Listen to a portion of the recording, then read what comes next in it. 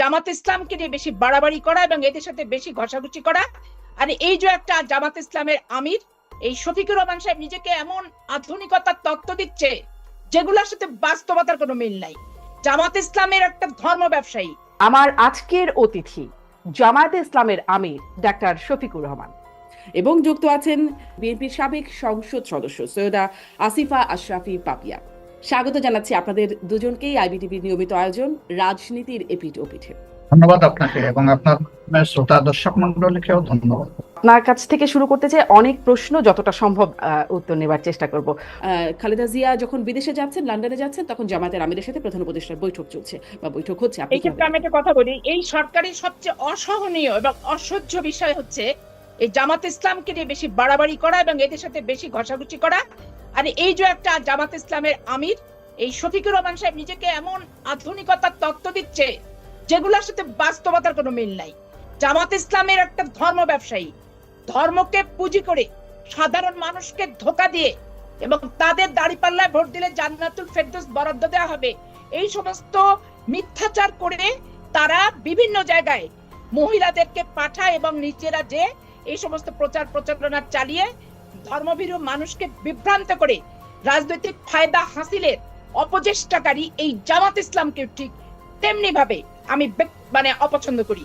তার কারণ এদের রাজনৈতিক সত্তাই হচ্ছে ধর্ম ব্যবসা করা। আর এই সরকারের সবচেয়ে জঘন্য লাগে যে একে নিয়ে এত বেশি বাড়াবাড়ি করে, এত বেশি ট্রাস্ট করে, এত বেশি আস্থাশীল হওয়ার চেষ্টা করে যে মানুষের চোখে কিন্তু এই সরকার ধরা পড়ে যাচ্ছে। কারণ বাংলাদেশের মানুষ মুক্তিকামী মানুষ, বাংলাদেশের মানুষ স্বাধীনচেতা মানুষ, বাংলাদেশের মানুষ মুক্তিযুদ্ধের চেতনায় বিশ্বাসী মানুষ। এই মুক্তিযুদ্ধ একটা মাত্র সংগঠনের কারণে মুক্তিযুদ্ধের চেতনাকে ক্ষতিগ্রস্ত করবে, আঘাত হানবে, এই জিনিসটা কিন্তু কেউ আমরা বরদাস্ত করব না এবং আমরা বরদাস্ত করতে কিন্তু পারিও না। আজকে দেখেন যে সংস্থাপন এবং শিক্ষা মন্ত্রণালয় পুরো জামাত ইসলামের সমর্থিত ছদ্মবেশী শিবিরের কর্মীরা যারা ঢাকা বিশ্ববিদ্যালয় বিভিন্ন বিশ্ববিদ্যালয়ে পড়তো তাদেরকে প্রত্যেকটা জেলায় জেলায় ইভেন চাঁপাইনবাবগঞ্জের ডিসি পর্যন্ত ছদ্মবেশী শিবিরের সদস্য এবং উনি জামাত করে। ওপেন জামাত ইসলামের লোকেরা বলে বেড়ায় যে আমাদের ডিসি তো জামাত ইসলাম করে, আমাদের সংগঠন করে। তাহলে আপনি বলেন যে এইভাবে যদি প্রত্যেকটা জেলায় জেলায় ডিসি এবং তাদের শিক্ষা মন্ত্রণালয়ের এই আপনার শিক্ষা মন্ত্রণালয় আপনি জানেন যে প্রিজাইডিং অফিসার, পুলিং অফিসার শিক্ষকরাই হয়, এইভাবে যদি তারা এই সরকার প্রমোট করে রিক্রুট করে তাহলে সামনের নির্বাচনকে আমরা আস্থাশীলতার জায়গায় নিয়ে যাব কিভাবে, এটাও কিন্তু ভাববার বিষয় আছে। এক অপশাসক এক খুনিকে সরাতে যে আর এক খুনিকে পুনর্বাসন আমরা কিন্তু করব না, বাংলাদেশের মানুষ কিন্তু সেটা করবে না। তো এই জন্য এই সরকারের বিন্দুমাত্র চেতনায় থাকা উচিত যে বাংলাদেশের মানুষ মুক্তিযুদ্ধের চেতনাকে ধারণ করে, লালন করে, বিশ্বাস করে, সম্মান করে, আনুগত্যশীল মুক্তিযুদ্ধের চেতনার প্রতি। অতএব নাড়াঘাটা যে যাই করুক মোটামুটি ভাবে একটু লেভেল রেখে এদের চিন্তা করা দরকার, এমন কিছু করা উচিত না যাতে তারা বিতর্কিত হয়। এই জন্য এই সরকারের এই ব্যাপারে এখন আরেকটা কথা বলি, এই সরকার সংস্কার মাঝে মধ্যে হঠাৎ হঠাৎ স্বপ্ন দেখার মতো করে সংস্কার কথা উচ্চারণ করে যখন রাজনৈতিক সংগঠনগুলো বেশি সোচ্চার হয় যে নির্বাচনের দিন তারিখ নিয়ে। এখন তারা যদি মনে করে যে ইচ্ছা মতো সময় নিয়ে দীর্ঘায়িত হওয়ার পরে হঠাৎ হঠাৎ আমরা সংস্কারের কথা বলে আমাদের ক্ষমতায়নটা দীর্ঘায়িত করব, এটাও কিন্তু অশুভ লক্ষণ হবে, অশুভ ইঙ্গিত হবে। এবং যে আগস্টের চেতনা, অভ্যুত্থান এবং 15 বছর যে আন্দোলনের একটা কামিয়াব লক্ষ্যে পৌঁছানোর যে স্পিরিটটা সেটা কিন্তু ব্যাহত হবে। এরা যখন ক্ষমতার বিপক্ষে থেকে ক্ষমতাসীনদের নিয়ে এরা সমালোচনা করেছে, আজকে এরা বাজার দর নিয়ন্ত্রণ করতে ব্যর্থ, মানুষ মেনে নিচ্ছে দাঁতে দাঁত চেপে যে হচ্ছে ঠিক আছে একটা অবৈধ শাসককে সরিয়ে এসছে, একটু সময় দিই।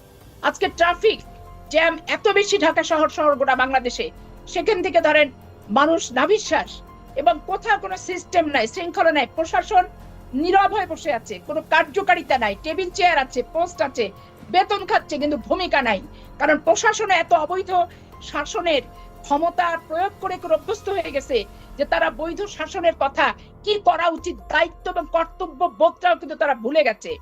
এমত অবস্থায় ইনারা যদি মনে করেন দল গঠন করব, ক্ষমতায় বসে থাকবো, থেকে একটা পাতানো নির্বাচন দিব, বাংলাদেশের মানুষ কখনোই কোনো এই অবৈধ এবং এই টাইপের মানসিকতা সম্পন্ন সংগঠন ব্যক্তি এদেরকে মেনে নেয়নি, সমর্থন দেয়নি, মানবে না, মানতে পারে না।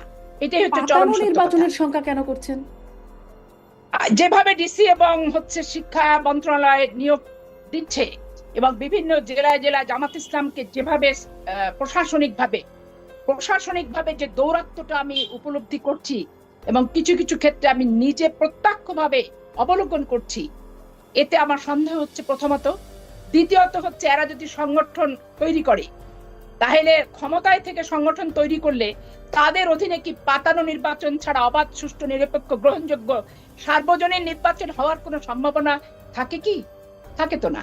আমরা তো ক্ষমতার বাইরে, আমরা আগেও বলেছি যে আমরা নিজেরাও ক্ষমতা থেকে নির্বাচন দিতে চাই না, আর কেউ ক্ষমতা থেকে নির্বাচন দেখ এটা আমরা চাই না।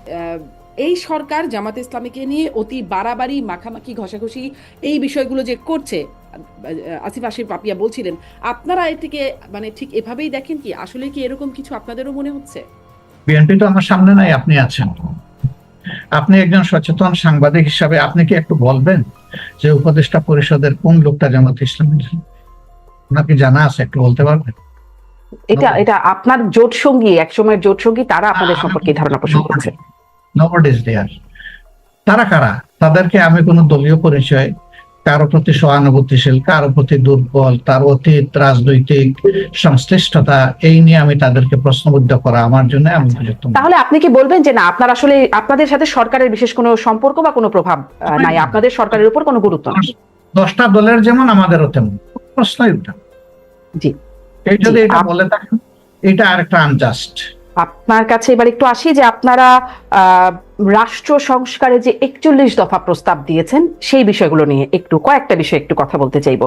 আপনারা বলছেন বিচার বিভাগকে নির্বাহী বিভাগ থেকে আলাদা করা বহুদিনের দাবি, এরকম একটা দাবি আছে। বিভিন্ন ন্যায় বিচার নিশ্চিতে আইন সংস্কার, পুলিশ সংস্কার, দুদককে শক্তিশালী করা, পুলিশ আইন পরিবর্তন, এরকম বেশ কিছু, মানে যেহেতু 41টা দফা, অনেক কিছু আছে আপনাদের সেই দফায়। আপনারা তো 2001 থেকে 6 বিএনপি জামাত জোট সরকার করেছিল, তখন এই বিষয়গুলো নিয়ে কেন ভাবেননি? মানে বিচার বিভাগকে পৃথকীকরণ, এই বিষয়গুলো তো পুরনো বিষয় ছিল, তখন কেন এই বিষয়গুলো নিয়ে আপনারা কাজ করেননি? প্রশ্ন করেছেন। আমি মিডিয়ার সামনে এই প্রশ্নের মুখোমুখি বারবার হয়েছি এবং আপনার কাছ থেকেও আজকে আবার হলাম।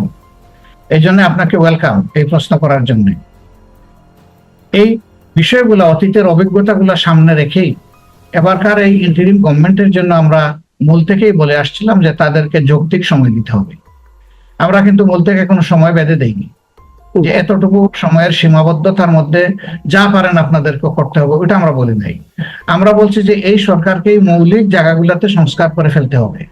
কারণ এটা আমরা অতীতেও দেখেছি যে আমরা যখন রাজপথে থাকি, রাজনৈতিক দলগুলো, আমি শুধু আমার দলের কথা বলছি না, আমি সবার কথা বলছি, আমরা যখন রাজপথে থাকি রাজনৈতিক দলগুলো, তখন অনেকগুলা ব্ল্যাক লর ব্যাপারে আমরা আমাদের কনসার্ন আমরা এক্সপ্রেস করি যে আমরা এতে উদ্বিগ্ন, জাতির এই ক্ষতি হবে, এটা পরিবর্তন করা দরকার, এটা থামিয়ে দেওয়া দরকার। কিন্তু সেই আমরাই যখন আবার দেশ শাসনের সুযোগ পেয়েছি, আমরা তখন সাথে সাথে এটা ভুলে গেছি। প্রত্যেকটা দলের একই অবস্থান ছিল, এটা আমার নির্দ্বিধায় স্বীকার করতে কোনো অসুবিধা নেই। এই জন্য আমরা চাই যে গভর্নমেন্টটা কোনো দলের নয়, যে গভর্নমেন্টটা একটা ঐক্যমতের সরকার, যাদেরকে আমরা দায়িত্ব দিয়ে বসিয়েছি। তারা নির্বাচিত হয়ে এখানে আসেননি, ভোট প্রার্থী হয়ে আসেননি, তারা এসেছেন জনগণের আকাঙ্ক্ষা ফুলফিল করুন। এই সরকার দ্বারা এই কাজগুলো আমাদের সমাধান হয়ে যাওয়া দরকার। এই জন্য আমাদের এই ক্ষেত্রে ভয়েস ক্লিয়ার এন্ড লাউড, একেবারে পরিষ্কার। আমরা চাই না। তারেক রহমান কবে ফিরবেন, এই বিষয়ে কি আপনাদের ধারণা আছে? তারেক রহমান কবে ফিরবেন এই বিষয়ে আমি যে পর্যায়ের দলে আমার অবস্থান, এই উত্তর আমার পক্ষে স্পষ্ট করে দেওয়াটা সম্ভবপর নয়। এটা স্থায়ী কমিটির যারা সদস্য আছেন, মহাসচিব আছেন, নেতৃত্বস্থানীয় ব্যক্তি আছেন, যাদের সাথে সার্বক্ষণিক বাংলাদেশের রাজনীতি এবং বিএনপির সংগঠন এই সমস্ত নিয়ে তারেক রহমানের সাথে সার্বক্ষণিক কথাবার্তা হয়, ওনারা এই উত্তরটা যথোপযুক্তভাবে দিতে পারবেন। যার কারণে এই উত্তর দেওয়ার ক্ষেত্রে আমি অপারগতা প্রকাশ করছি। আর দ্বিতীয়ত ব্যাপার যে বিরাজনীতিকরণের ক্ষেত্র যদি শুরু হয়, প্রস্তুতি যদি কেউ নেয়, তো সেইটা ভাঙার জন্য আমরা সদা প্রস্তুত। কারণ আমরা রাজনীতিকে অপরাজনীতিও চাই না, বিরাজনীতিকরণও চাই না। আবার রাজনীতিকে পুঁজি করে অনির্বাচিত হয়ে দীর্ঘদিন ক্ষমতার জগদ্দল পাথরের মতো চেপে রেখে মানুষকে নির্যাতনের হাতিয়ার হিসেবে কয়েকটা দিনক্ষণ তারিখ, যে 5ই জানুয়ারি 2014 আর ওই 18 সাল অমক ডিসেম্বর, আর হচ্ছে এই 2024-এর জানুয়ারি মাসের 7 তারিখ, এই তারিখ আমরা বুঝি না। কারণ আমরা ভোটের অধিকার এবং রাজনৈতিক সংস্কার, যেটা এই সংস্কার এবং রাজনীতি, দুর্নীতিমুক্ত রাজনীতি, তারপরে হচ্ছে প্রাতিষ্ঠানিক যে দুর্নীতিগুলো হচ্ছে, বিচার বিভাগ বলেন, পুলিশ বিভাগ বলেন, আইন বিভাগ বলেন, নির্বাচন কমিশন বলেন, সচিবালয় কেন্দ্রিক বলেন, এগুলো অবশ্যই চিরতরে নির্মূল করতেই চায় বিএনপি, এবং নির্মূল করেই জনগণের প্রত্যাশিত একটি রাজনৈতিক সংগঠন এবং একটি সরকার যে প্রকৃত ভোটে, বিশ্বাসযোগ্য ভোটে, সকলের অংশগ্রহণের ভোটে নির্বাচিত হবে, এই প্রত্যাশা আমাদের এখন পর্যন্ত অটুট, কোনো প্রকার পরিবর্তন হয় নাই। অপরিবর্তিত মানসিকতা এখন পর্যন্ত আছে এবং ততক্ষণ পর্যন্ত থাকবে যতক্ষণ পর্যন্ত আমরা কামিয়াব লক্ষ্যে পৌঁছাতে না পারি। বলছিলেন যে তারেক রহমান কবে ফিরবেন সেটি আসলে আপনাদের পক্ষে এই মুহূর্তে জানা সম্ভব না, হয়তো স্থায়ী কমিটির নেতারা জানতে পারেন, কিন্তু কেন ফিরছেন না? মানে আগে সরকারে আমরা জানি তার জন্য সংকটপূর্ণ ছিল বাংলাদেশে সেই সময় আসাটা, কিন্তু তারপরে এখন 4 মাস চলে গেছে এই সরকার আসার পরে, এখনো তিনি ফিরছেন না। আচ্ছা, গেলেন, খালেদা জিয়া গেলেন লন্ডনে, এরপর কবে আসবেন সেটি আপনি জানছেন না, কেন আসছেন না সেটি কি আপনি বলতে পারেন? আসলে আমি বলছিলাম যে আমার অবস্থানটা দলে যে জায়গায়, মানে সেই জায়গা থেকে এই বিষয়টি আমার জানার যে এখতিয়ার বলেন কি জানার যে জায়গা বলেন, সেই ক্ষেত্রে আমি নাই। এটা পার্টির স্থায়ী কমিটির সদস্যবৃন্দ এবং মহাসচিব জানবেন।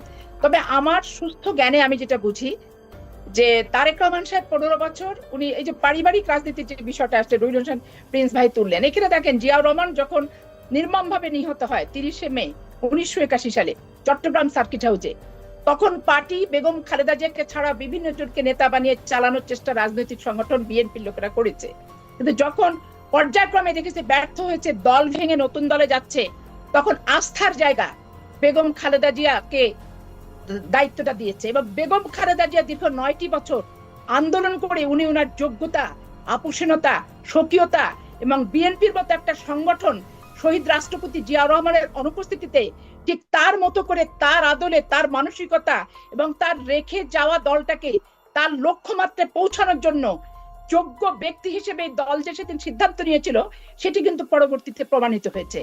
তারেক রহমান সাহেব বিএনপি ক্ষমতায় থাকাকালীন সময় পর্যন্ত 2006 সাল 1/11 আসার আগ পর্যন্ত পার্টিতে পোস্টফোলিও ভাবে কোথাও এমপি কি মন্ত্রী এগুলোর ভিতরে উনি কিন্তু ছিলেন না।